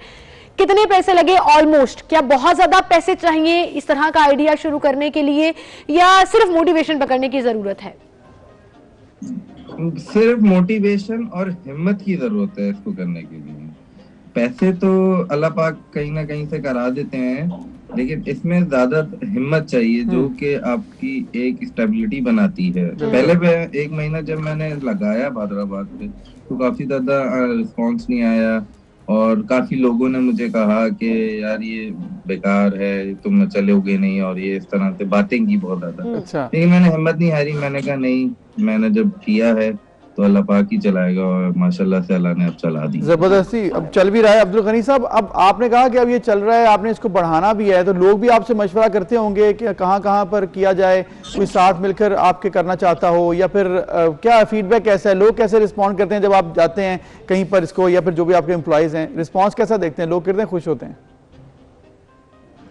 मेरे पास काफी लोग आते हैं, मुझे ऑफर्स भी करते हैं कि सर इधर हम मिलके एक ब्रांच खोलते हैं डिफरेंट स्पॉट्स पे। तो बात चल रही है काफी ज्यादा, अब देखें कितने जल्दी इस पे इम्प्लीमेंट होता है और इसको हम प्रोसीजर में लेके आएंगे। बिल्कुल ठीक, और मुझे उम्मीद है कि कराची वाले आपको हमेशा बड़ा अच्छा रिस्पांस देंगे, क्योंकि एक तो कराची वाले चाय बहुत पसंद करते हैं और वैसे ही वहाँ शाम के औकात में जब ठंडी हवा चलती है तो आपका दिल करता है चाय का आखिरी प्याला, उस दिन का आखिरी प्याला जो है वो रात के टाइम पे हवा में हवादार जगह पे बैठ के पिया जाए। तो इस तरह के आइडियाज जो हैं वो डेफिनेटली कलेक्ट पे करते हैं।